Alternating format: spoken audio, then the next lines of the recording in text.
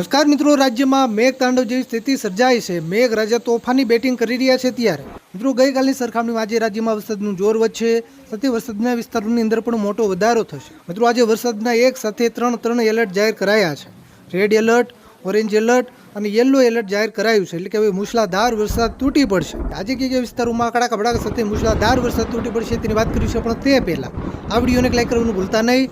આવી જ રીતે આખું ચોમાસું વરસાદના સમાચાર સુધી પહેલા જોવા માટે આપણે આ ચેનલને ખાસ સબસ્ક્રાઇબ કરવાનું પણ ભૂલતા નહીં। મિત્રો ખાસ સમજો મિત્રો, પહેલા આપણે સૌરાષ્ટ્રના વિસ્તારોથી શરૂઆત કરીએ। મિત્રો સૌરાષ્ટ્રમાં આજે ખાસ કરીને અમરેલી અને ભાવનગર જિલ્લામાં વરસાદનું રેડ એલર્ટ જાહેર કરાયું છે।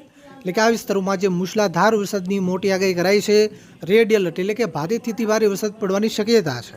જૂનાગઢ અને ગીર સોમનાથ જિલ્લાના વિસ્તારોમાં ઓરેન્જ એલર્ટ છે। એટલે કે આ વિસ્તારોમાં પણ મધ્યમથી ભારે વરસાદ, કોઈ એવા ટૂંકા વિસ્તારો હોય એકલ દોકલ, ત્યાં ભારેથી પણ અતિ ભારે સુધીનો વરસાદ પડી શકે। પોરબંદર, રાજકોટ, બોટાદ, સુરેન્દ્રનગર, મોરબી, જામનગર અને દેવભૂમિ દ્વારકા જિલ્લાના વિસ્તારોમાં પણ આજે વરસાદની માહોલ જોવા મળશે।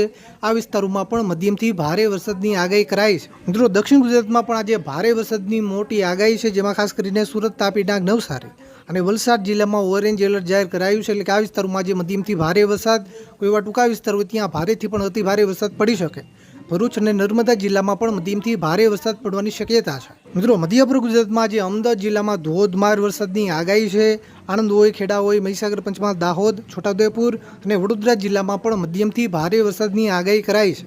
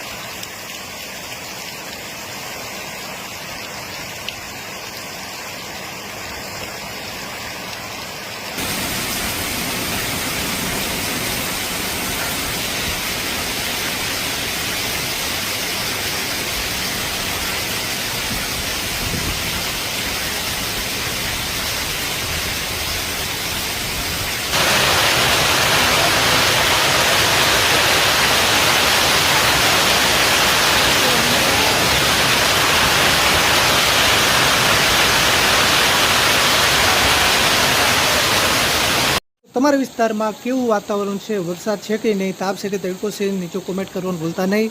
આ વિડીયોને તમારા બધા જ ગ્રુપમાં શેર કરજો, જેથી બધા ખેડૂત મિત્રો સુધી માહિતી પહોંચે। આવી જ રીતે આપણા ખેડૂતોના હિત માટેના કોઈ પણ ઉપયોગી સમાચાર સૌથી પહેલાં જોવા માટે આપણી ચેનલને ખાસ સબસ્ક્રાઇબ કરવાનું પણ